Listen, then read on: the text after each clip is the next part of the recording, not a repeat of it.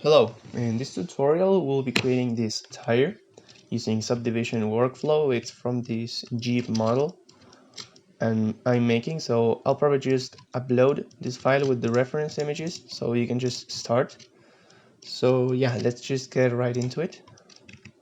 The first thing we are going to do is just add a cylinder here, and I'm going to be using 80 vertices because of the amount of loops or this details that it has. We'll need 80. So yeah, just scale it, rotate it. I'm going to position it right here. Try to get the center nicely. There we go. And now I'll just move it on the x-axis like this. Okay, so now I got this. I'm going to just take this and scale it like this, locking the x-axis, and just delete the faces. Also, I have an annotation here, just going to delete it. There we go. Okay, so now we get this. We could just add a subdivision modifier, for example, and a mirror if we want. We can just add a mirror later, but not for now. Now what we're going to do is just model. You can see here the details that we're going to make. I'm just going to rotate it so we can, it's aligned like this. Okay, so I'm going to just select 4 edge rings. So because we're going to need to mold this, we need 4 for both sides to look properly. You see, if we make these, both are going to look nicely. So yeah, I'm going to take these faces, invert my selection, delete the faces, and add an array modifier. But we're going to need to add a radial array. For that, I'll just move the cursor to the origin of the object, add an empty, and then just going to rotate it on the x-axis by a fraction of the full rotation. In this case, we need to create 20 copies because it's 80 faces and we just selected 4, so it will be 360 divided by 20. It's 18 degrees. And you take this array, you just click object offset, select the empty. We'll need to apply scale and rotation. Apply scale and rotation for both. There we go. And now if we select these, it's not working. I don't know why. Oh, there we go. We applied the rotation. So of the empty, so rotated 18 degrees. There we go. And hit 20. I just check that it's the right amount. Now, as you can see, the subdivision is not subdividing properly because the faces are not merged. And also we need to have the array before the subdivision. If we hide this, so we can see that it's not, the geometry, it's not merged, it's just separate. So we need to fix that. For that, we just need to go to the array modifier, enable merge and first and last copy, so it merges the first and last copies. And the distance, I'm just going to set it to something like 0.002. There we go. Now we can start doing the rest. I'm going to create a front view here and hide the subdivision for now. We won't need it. So what we want to do now, let me just open the annotation tool, is we want to just create one loop here, for example, and just split like this, and also here. So we'll be creating these loops, and here I would do something like this, so it's quads and so on, and then we would in here like this, and we would be able to select all of these and extrude it like we need to. So yeah, we're just gonna do that. Let me just keep that for a second and start modeling.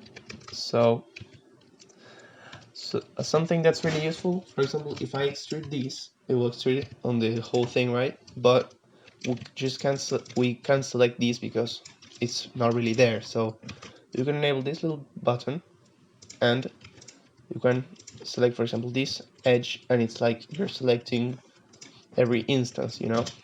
So I'll be just using that. Also here, let me just, you know, erase this that I did here, and I'll just, you know, make it a little more subtle, you know. So yeah, also we are not able to use a mirror because the thing is actually not symmetric. So yeah, here I'll just add, you know, a loop looking at the left window there.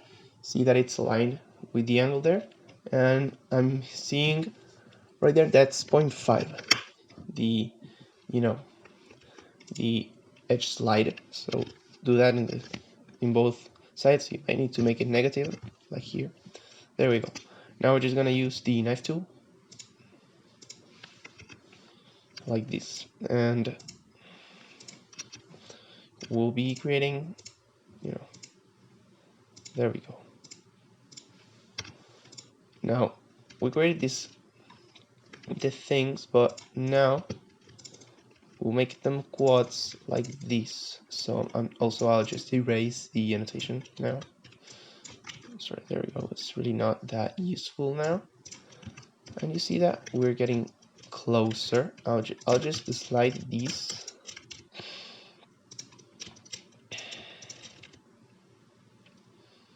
And also, you see what a little weird thing here. I'm just gonna use the knife tool and make it some sort of squares. Sorry, not squares. Anyways. So yeah, here. And dissolve these little vertices like these. And we also gotta do this like in this part, even though it's kind of confusing. Yeah, just do this. And you see that now, if we were to select everything that we need to select, okay, so it will be this and also this.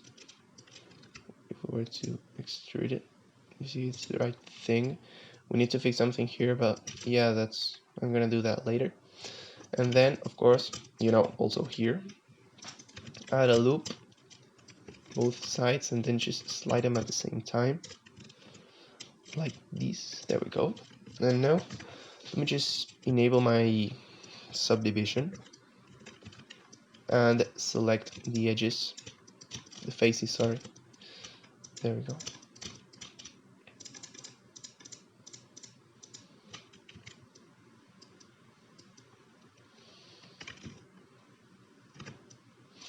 Yes, okay. And extrude them slightly. You don't need to go too extreme with this, but you just make it look good. Doesn't really matter that much. Okay, there we go. Okay, now we got a few issues like this faces here. Let me just delete them, and now it just loops incorrectly.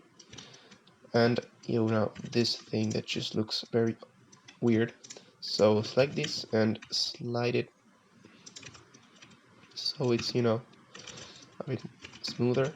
And also take this and scale it on the X, so you get that nice like tire sort of, you know, inflated look. And then I'll just you know, add loops in here, slide them maybe, and just scale this on the X. You know, now it's, you know, much nicer. And also you can just add a loop in here, so it just ends there and it doesn't, you know, continue all the curvature. You might need to play around with that a little bit more, but I'll just leave it like this for now. Okay, now we need to sharpen this thing. which is kind of tricky. So I'm gonna select all the faces here. You know, there's not an easy way to do this. You just need to, you know, select it. Okay, now I'll just add an inset like this. But we'll run into a little issue here because this thing, it's not, you know, continuing properly. So I'll just need to, you know, see. Okay, so yes, okay, now I need to slide this in here. Sorry, dissolve the edge.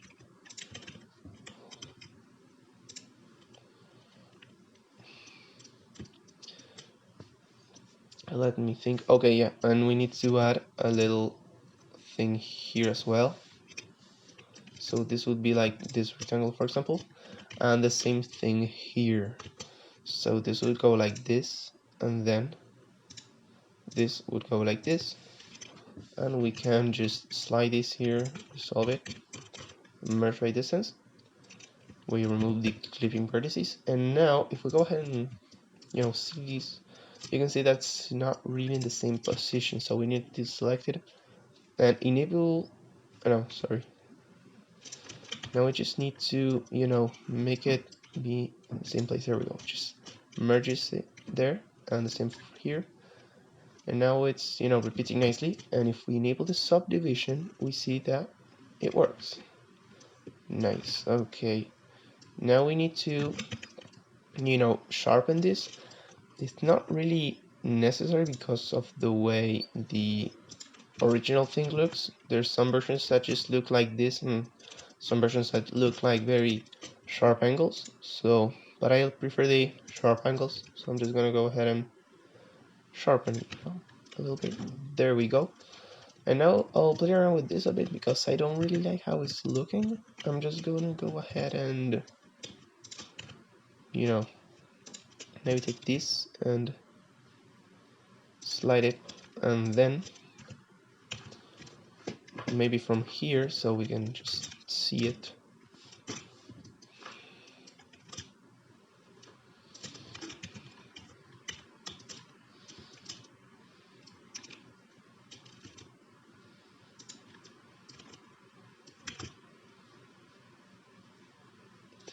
You know, just playing around with the shape a little bit. Then here, I'll just create a little extrusion inside, like nothing too, you know, crazy. And maybe using the 3D cursor as my pivot point, I can just, wait, no. Here we go. I can just scale it, locking the X. Yes. And then maybe just go ahead and bridge edge loops. You know, it's not like perfect, it's just a bit weird because of the way we made it, but it's not really noticeable, so we can just add loops and sharpen it, and it's just nice. Okay, so yeah, this would be pretty much it. I hope you like this. As you can see, the topology ended up pretty nice, so I hope you learned a few things with this. Thanks for watching.